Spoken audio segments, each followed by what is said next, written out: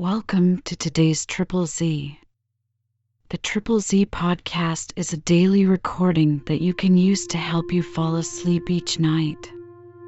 Just turn down the volume, lay back, relax, and enjoy as you fall asleep. Tonight we are reading the first volume of The Last Man by Mary Shelley. Mary Wollstonecraft Shelley was an English novelist who wrote the Gothic novel Frankenstein, or The Modern Prometheus, 1818, which is considered an early example of science fiction. She also edited and promoted the works of her husband, the Romantic poet and philosopher Percy Bysshe Shelley. Her father was the political philosopher William Godwin, and her mother was the philosopher and women's rights advocate Mary Wollstonecraft. The Last Man is an apocalyptic, dystopian science fiction novel by Mary Shelley, first published in 1826. The narrative concerns Europe in the late 21st century, ravaged by a mysterious plague pandemic that rapidly sweeps across the entire globe, ultimately resulting in the near-extinction of humanity. It also includes discussion of the British state as a republic, for which Shelley sat in meetings of the House of Commons to gain insight to the governmental system of the Romantic era. The novel includes many fictive allusions to her husband Percy Bysshe Shelley, who drowned in a shipwreck for years before the book's publication, as well as their close friend Lord Byron, who had died 2 years previously. The Last Man was critically savaged and remained largely obscure at the time of its publication. It was not until the 1960s that the novel resurfaced for the public as a work of fiction, not prophecy. The Last Man is one of the first pieces of dystopian fiction published. If you enjoy our program, please be sure to write us a review on your podcast platform and share us with a friend. You both might sleep just a little better at night. Our website is Z, that's 3z's.media. You can also like and share our content on Facebook or our Instagram account zzz_media_podcast. Music for today's episode was provided by the Sleep Channel on Spotify. Introduction. I visited Naples in the year 1818. On the 8th of December of that year, my companion and I crossed the bay to visit the antiquities which are scattered on the shores of Baiae. The translucent and shining waters of the calm sea covered fragments of old Roman villas, which were interlaced by seaweed and received diamond tints from the checkering of the sunbeams. The blue and pellucid element was such as Galatea might have skimmed in her car of mother of pearl, or Cleopatra, more fitly than the Nile, have chosen as the path of her magic ship. Though it was winter, the atmosphere seemed more appropriate to early spring, and its genial warmth contributed to inspire those sensations of placid delight which are the portion of every traveler as he lingers, loath to quit the tranquil bays and radiant promontories of Baiae. We visited the so-called Elysian Fields in Avernus and wandered through various ruined temples, baths, and classic spots. At length we entered the gloomy cavern of the Cumaean Sibyl. Our lazzaroni bore flaring torches, which shone red and almost dusky in the murky subterranean passages, whose darkness thirstily surrounding them seemed eager to imbibe more and more of the element of light. We passed by a natural archway leading to a second gallery and inquired if we could not enter there also. The guides pointed to the reflection of their torches on the water that paved it, leaving us to form our own conclusion, but adding it was a pity, for it led to the Sibyl's cave. Our curiosity and enthusiasm were excited by this circumstance, and we insisted upon attempting the passage. As is usually the case in the prosecution of such enterprises, the difficulties decreased on examination. We found, on each side of the humid pathway, dry land for the sole of the foot.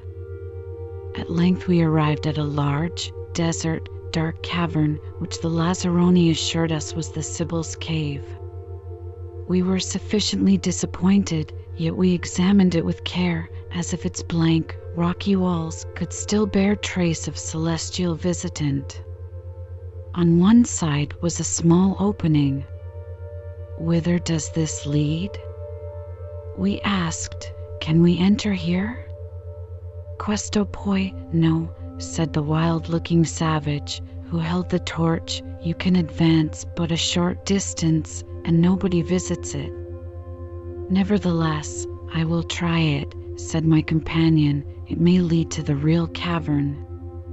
"Shall I go alone, or will you accompany me?"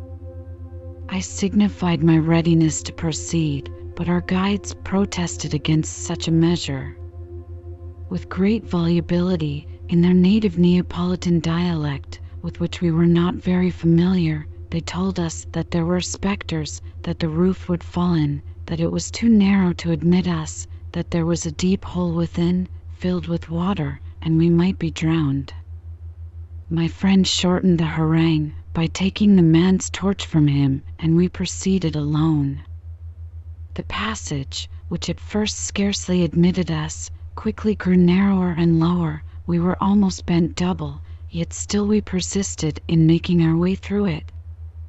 At length we entered a wider space, and the low roof heightened, but, as we congratulated ourselves on this change, our torch was extinguished by a current of air, and we were left in utter darkness. The guides bring with them materials for renewing the light, but we had none. Our only resource was to return as we came. We groped round the widened space to find the entrance, and after a time fancied that we had succeeded.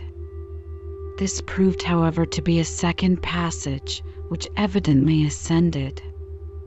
It terminated like the former, though something approaching to a ray, we could not tell whence, shed a very doubtful twilight in the space. By degrees, our eyes grew somewhat accustomed to this dimness, and we perceived that there was no direct passage leading us further, but that it was possible to climb one side of the cavern to a low arch at top, which promised a more easy path, from whence we now discovered that this light proceeded. With considerable difficulty we scrambled up, and came to another passage with still more of illumination, and this led to another ascent like the former. After a succession of these, which our resolution alone permitted us to surmount, we arrived at a wide cavern with an arched dome-like roof. An aperture in the midst let in the light of heaven, but this was overgrown with brambles and underwood, which acted as a veil, obscuring the day, and giving a solemn religious hue to the apartment. It was spacious and nearly circular, with a raised seat of stone about the size of a Grecian couch at one end. The only sign that life had been here was the perfect snow-white skeleton of a goat, which had probably not perceived the opening as it grazed on the hill above, and had fallen headlong. Ages perhaps had elapsed since this catastrophe, and the ruin it had made above had been repaired by the growth of vegetation during many hundred summers. The rest of the furniture of the cavern consisted of piles of leaves, fragments of bark, and a white filmy substance resembling the inner part of the green hut which shelters the grain of the unripe Indian corn. We were fatigued by our struggles to attain this point, and seated ourselves on the rocky couch, while the sounds of tinkling sheep bells and shout of shepherd boy reached us from above. At length my friend, who had taken up some of the leaves strewed about, exclaimed, "This is the Sibyl's cave. These are Sibylline leaves." On examination, we found that all the leaves, bark, and other substances were traced with written characters. What appeared to us more astonishing was that these writings were expressed in various languages, some unknown to my companion, ancient Chaldee and Egyptian hieroglyphics old as the pyramids. Stranger still, some were in modern dialects, English and Italian.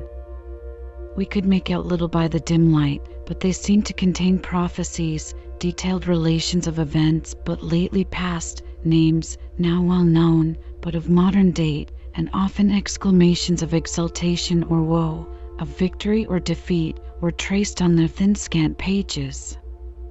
This was certainly the Sibyl's cave, not indeed exactly as Virgil describes it, but the whole of this land had been so convulsed by earthquake and volcano that the change was not wonderful, though the traces of ruin were effaced by time, and we probably owed the preservation of these leaves to the accident which had closed the mouth of the cavern, and the swift-growing vegetation which had rendered its sole opening impervious to the storm.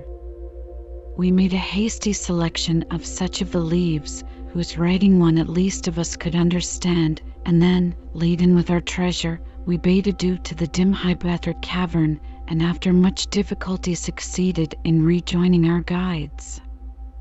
During our stay at Naples, we often returned to this cave, sometimes alone, skimming the sunlit sea, and each time added to our store. Since that period, whenever the world's circumstance has not imperiously called me away, or the temper of my mind impeded such study, I have been employed in deciphering these sacred remains. Their meaning, wondrous and eloquent, has often repaid my toil, soothing me in sorrow, and exciting my imagination to daring flights through the immensity of nature and the mind of man. For a while my labors were not solitary, but that time is gone, and, with the selected and matchless companion of my toils, their dearest reward is also lost to me. Demia tenera frondi ultra lavoro credia mostrart, e qual ferro pianitan and video insieme, o mio nobile tesoro? I present the public with my latest discoveries in the slight Sibylline pages. Scattered and unconnected as they were, I have been obliged to add links and model the work into a consistent form. But the main substance rests on the truths contained in these poetic rhapsodies and the divine intuition which the Cumean damsel obtained from heaven. I have often wondered at the subject of her verses and at the English dress of the Latin poet. Sometimes I have thought that, obscure and chaotic as they are, they owe their present form to me, their decipher, as if we should give to another artist the painted fragments which form the mosaic copy of Raphael's Transfiguration in St. Peter's, he would put them together in a form whose mode would be fashioned by his own peculiar mind and talent. Doubtless the leaves of the Cumean Sibyl have suffered distortion and diminution of interest and excellence in my hands. My only excuse for thus transforming them is that they were unintelligible in their pristine condition. My labors have cheered long hours of solitude and taken me out of a world which has averted its once benignant face from me to one glowing with imagination and power. Will my readers ask how I could find solace from the narration of misery and woeful change? This is one of the mysteries of our nature, which holds full sway over me, and from whose influence I cannot escape. I confess that I have not been unmoved by the development of the tale, and that I have been depressed, nay, agonized, at some parts of the recital, which I have faithfully transcribed from my materials. Yet such is human nature, that the excitement of mind was dear to me, and that the imagination, painter of tempest and earthquake, or, worse, the stormy and ruin-fraught passions of man, softened my real sorrows and endless regrets by clothing these fictitious ones in that ideality which takes the mortal sting from pain. I hardly know whether this apology is necessary, for the merits of my adaptation and translation must decide how far I have well bestowed my time and imperfect powers in giving form and substance to the frail and attenuated leaves of the Sibyl. The Last Man, Volume 1. I am the native of a sea-surrounded nook, a cloud-enshadowed land, which, when the surface of the globe, with its shoreless ocean and trackless continents, presents itself to my mind, appears only as an inconsiderable speck in the immense whole, and yet, when balanced in the scale of mental power, far outweighed countries of larger extent and more numerous population. So true it is that man's mind alone was the creator of all that was good or great to man, and that nature herself was only his first minister. England, seated far north in the turbid sea, now visits my dreams in the semblance of a vast and well-manned ship, which mastered the winds and rode proudly over the waves. In my boyish days she was the universe to me. When I stood on my native hills, and saw plain and mountain stretch out to the utmost limits of my vision, speckled by the dwellings of my countrymen, and subdued to fertility by their labors, the earth's very center was fixed for me in that spot, and the rest of her orb was as a fable, to have forgotten which would have cost neither my imagination nor understanding an effort. My fortunes have been, from the beginning, an exemplification of the power that mutability may possess over the very tenor of man's life. With regard to myself, this came almost by inheritance. My father was one of those men on whom nature had bestowed to prodigality the envied gifts of wit and imagination, and then left his bark of life to be impelled by these winds, without adding reason as the rudder or judgment as the pilot for the voyage.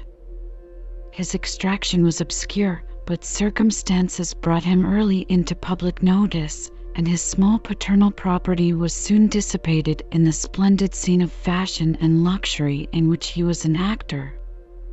During the short years of thoughtless youth, he was adored by the high-bred triflers of the day, nor least by the youthful sovereign, who escaped from the intrigues of party and the arduous duties of kingly business, to find never-failing amusement and exhilaration of spirit in his society.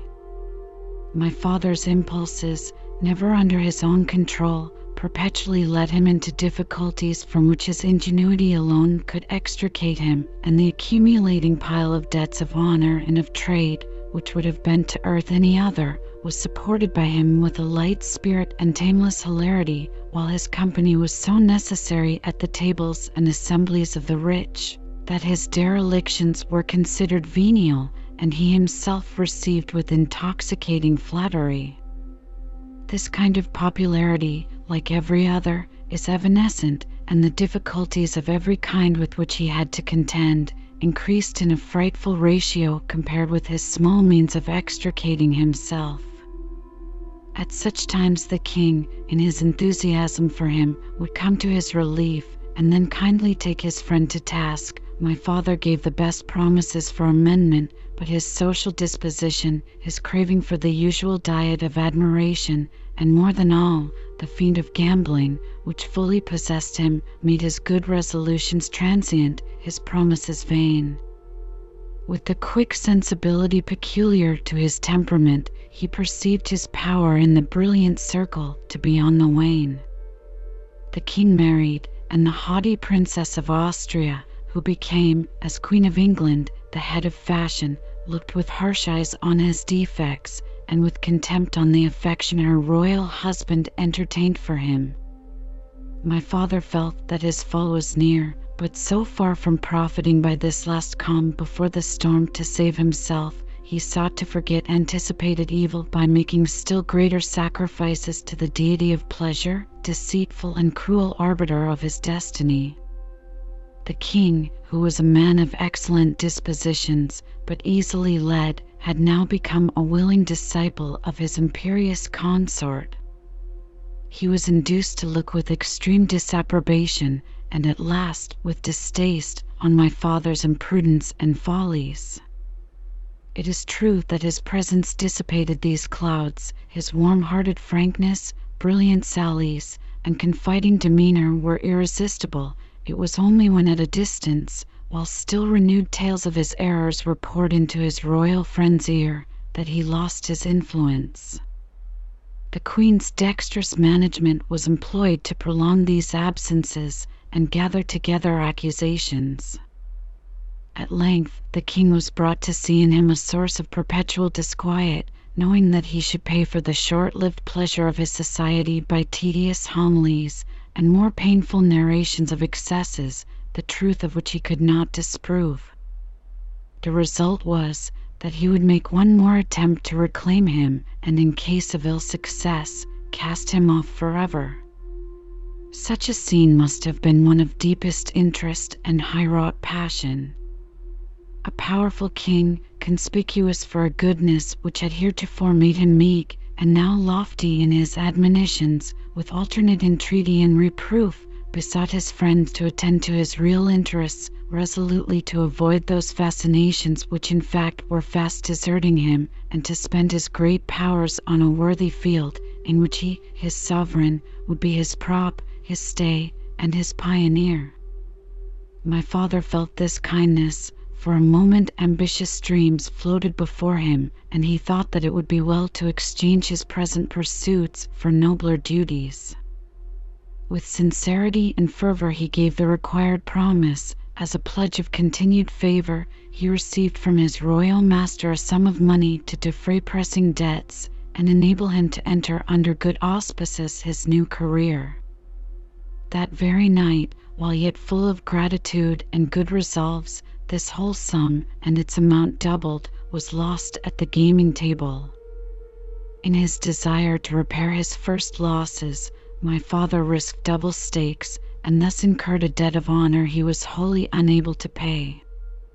Ashamed to apply again to the king, he turned his back upon London, its false delights and clinging miseries, and, with poverty for his sole companion, buried himself in solitude among the hills and lakes of Cumberland. His wit, his bon mots, the record of his personal attractions, fascinating manners, and social talents were long remembered and repeated from mouth to mouth. Ask where now is this favorite of fashion, this companion of the noble, this excelling beam, which gilt with alien splendor the assemblies of the courtly and the happy. You heard that he was under a cloud, a lost man. Not one thought it belonged to him to repay pleasure by real services, or that his long reign of brilliant wit deserved a pension on retiring. The king lamented his absence. He loved to repeat his sayings, relate the adventures they had had together, and exalt his talents, but here ended his reminiscence. Meanwhile my father, forgotten, could not forget.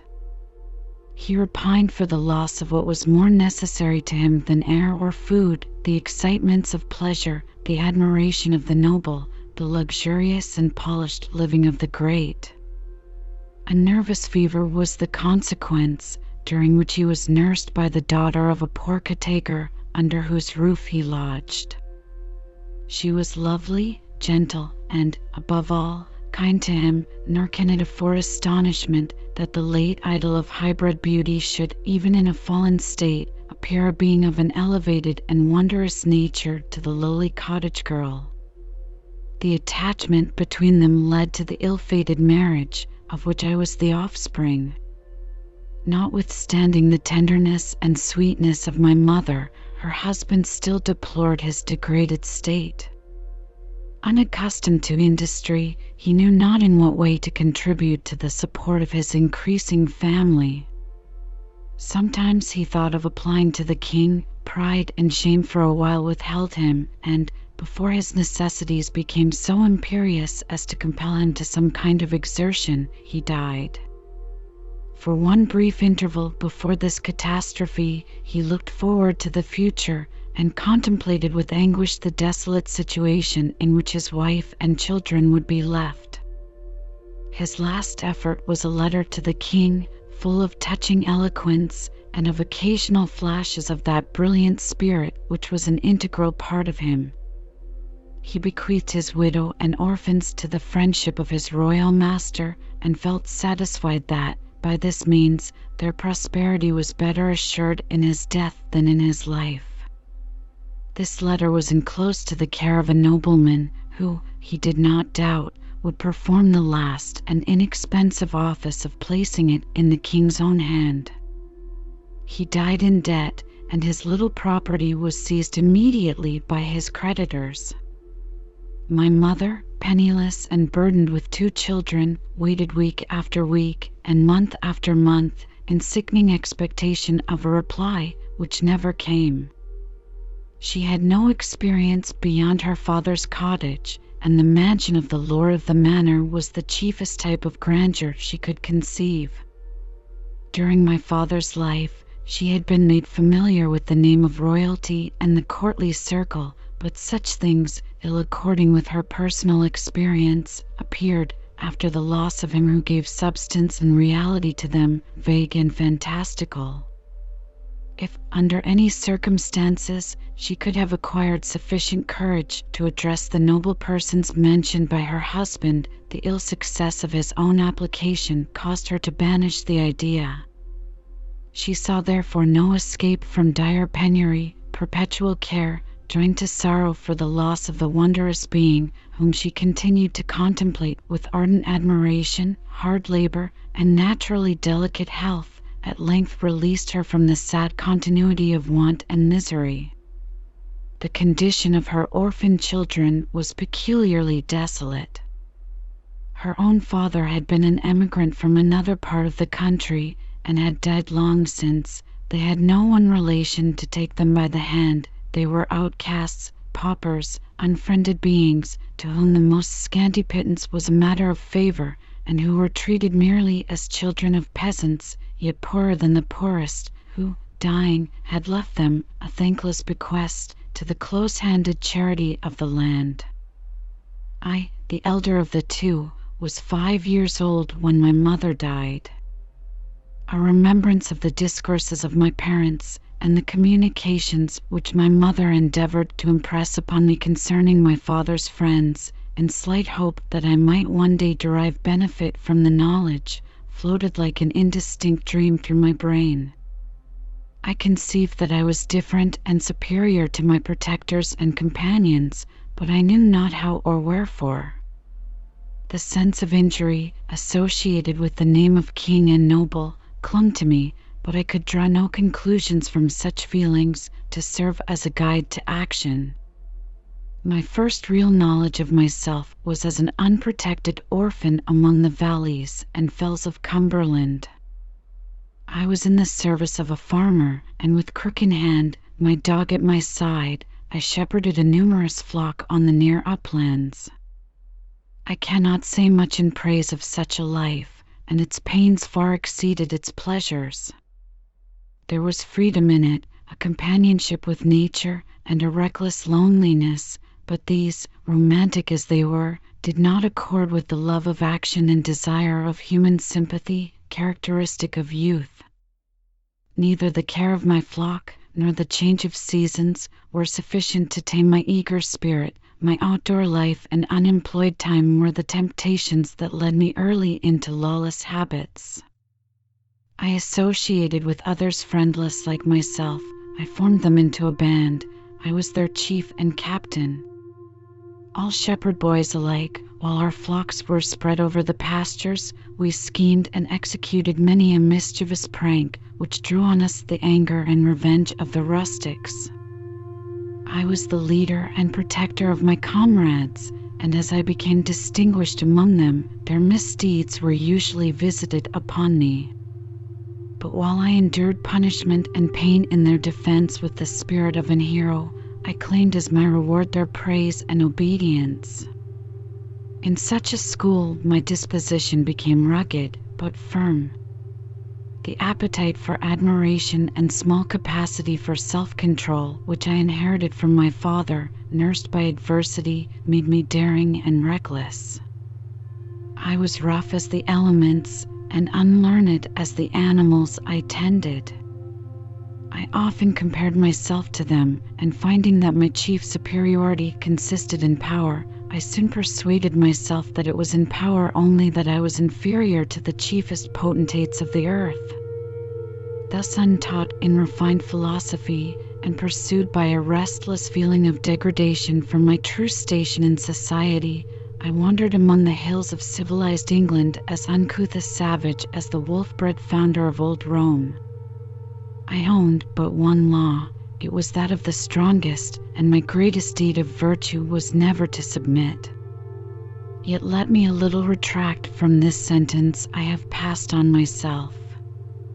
My mother, when dying, had, in addition to her other half-forgotten and misapplied lessons, committed, with solemn exhortation, her other child to my fraternal guardianship, and this one duty I performed to the best of my ability, with all the zeal and affection of which my nature was capable. My sister was 3 years younger than myself. I had nursed her as an infant, and when the difference of our sexes, by giving us various occupations, in a great measure divided us, yet she continued to be the object of my careful love. Orphans, in the fullest sense of the term, we were poorest among the poor, and despised among the unhonored. If my daring and courage obtained for me a kind of respectful aversion, her youth and sex, since they did not excite tenderness, by proving her to be weak, were the causes of numberless mortifications to her, and her own disposition was not so constituted as to diminish the evil effects of her lowly station.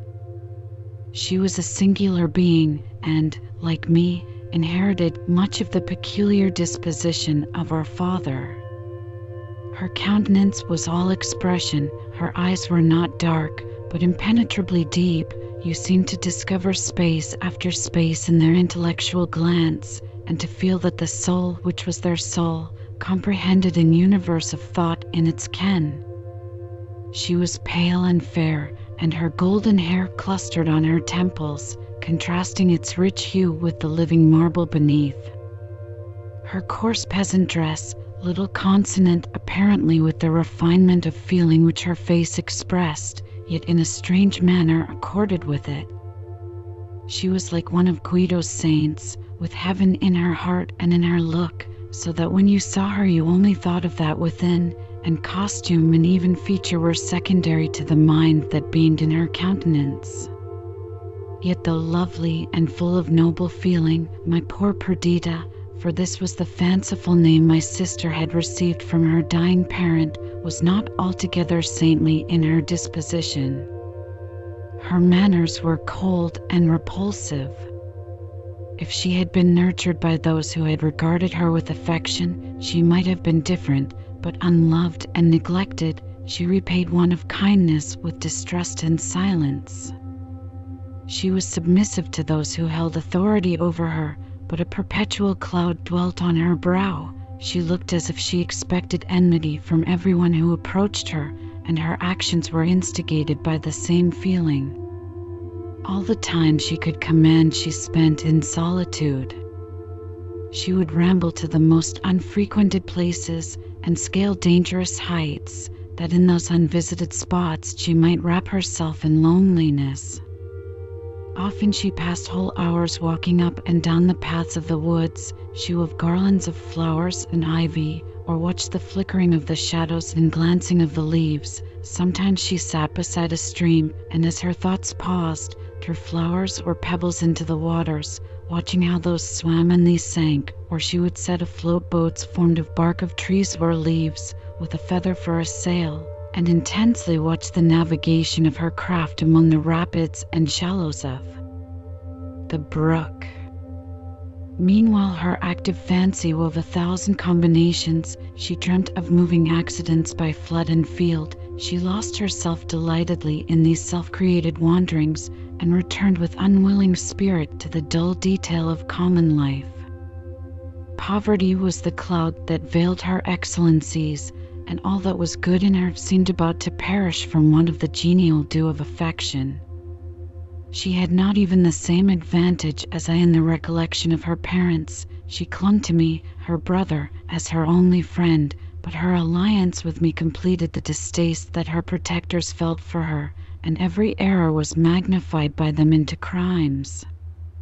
If she had been bred in that sphere of life to which by inheritance the delicate framework of her mind and person was adapted, she would have been the object almost of adoration, for her virtues were as eminent as her defects.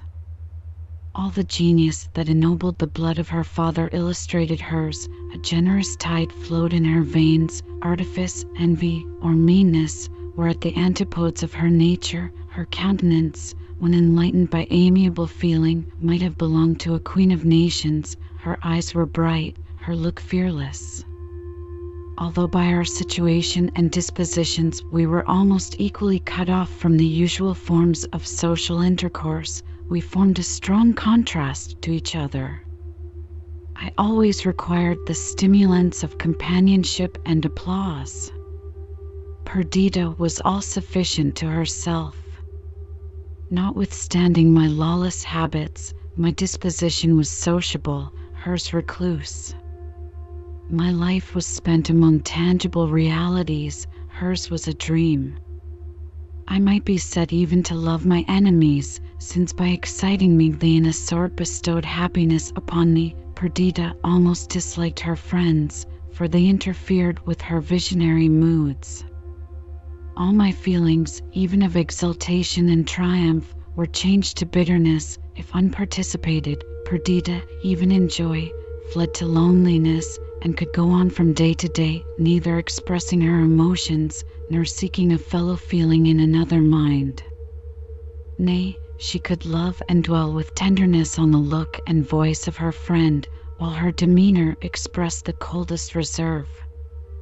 A sensation with her became a sentiment, and she never spoke until she had mingled her perceptions of outward objects with others, which were the native growth of her own mind. She was like a fruitful soil that imbibed the airs and dews of heaven, and gave them forth again to light in loveliest forms of fruits and flowers, but then she was often dark and rugged as that soil, raked up and new sown with unseen seed. She dwelt in a cottage whose trim grass plat sloped down to the waters of the lake of Ulswater. A beech wood stretched up the hill behind, and a purling brook gently falling from the acclivity ran through poplar-shaded banks into the lake. I lived with a farmer whose house was built higher up among the hills. A dark crag rose behind it, and, exposed to the north, the snow lay in its crevices the summer through. Before dawn I led my flock to the sheep-walks, and guarded them through the day. It was a life of toil, for rain and cold were more frequent than sunshine, but it was my pride to contemn the elements. My trusty dog watched the sheep as I slipped away to the rendezvous of my comrades, and thence to the accomplishment of our schemes.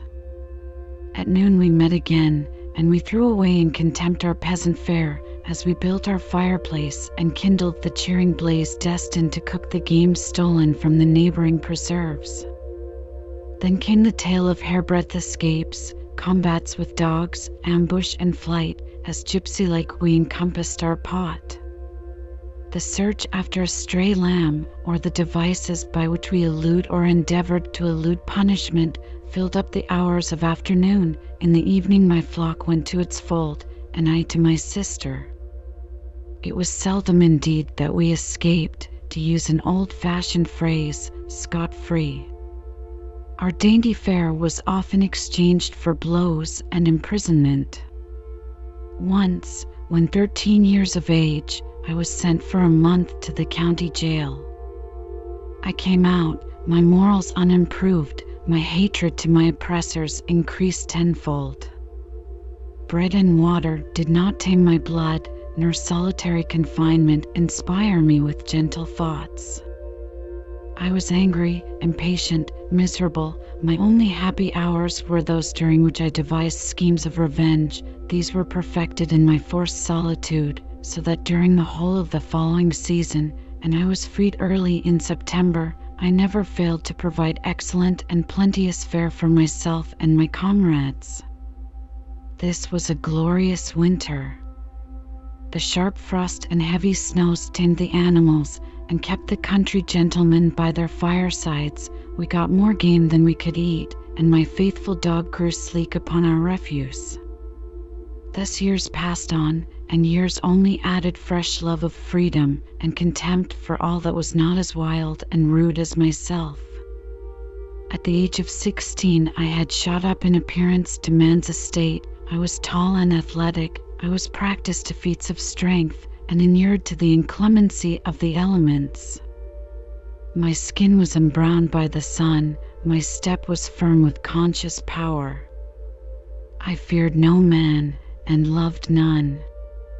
In after life I looked back with wonder to what I then was, how utterly worthless I should have become if I had pursued my lawless career. My life was like that of an animal, and my mind was in danger of degenerating into that which informs brute nature. Until now, my savage habits had done me no radical mischief. My physical powers had grown up and flourished under their influence, and my mind, undergoing the same discipline, was imbued with all the hardy virtues. But now my boasted independence was daily instigating me to acts of tyranny, and freedom was becoming licentiousness. I stood on the brink of manhood. Passions, strong as the trees of a forest, had already taken root within me, and were about to shadow with their noxious overgrowth my path of life. I panted for enterprises beyond my childish exploits, and formed distempered dreams of future action. I avoided my ancient comrades, and I soon lost them. They arrived at the age when they were sent to fulfill their destined situations in life, while I, an outcast, with none to lead or drive me forward, paused. The old began to point at me as an example, the young to wonder at me as a being distinct from themselves. I hated them, and began, last and worst degradation, to hate myself. I clung to my ferocious habits, yet half despised them. I continued my war against civilization, and yet entertained a wish to belong to it. I revolved again and again all that I remembered my mother to have told me of my father's former life. I contemplated the few relics I possessed belonging to him, which spoke of greater refinement than could be found among the mountain cottages, but nothing in all of this served as a guide to lead me to another and pleasanter way of life. My father had been connected with nobles, but all I knew of such connection was subsequent neglect. The name of the king, he to whom my dying father had addressed his latest prayers, and who had barbarously slighted them, was associated only with the ideas of unkindness, injustice, and consequent resentment. I was born for something greater than I was, and greater I would become, but greatness, at least to my distorted perceptions, was no necessary associate of goodness, and my wild thoughts were unchecked by moral considerations when they rioted in dreams of distinction. Thus I stood upon a pinnacle. A sea of evil rolled at my feet. I was about to precipitate myself into it, and rush like a torrent over all obstructions to the object of my wishes, when a stranger influence came over the current of my fortunes, and changed their boisterous course to what was in comparison like the gentle meanderings of a meadow-encircling streamlet.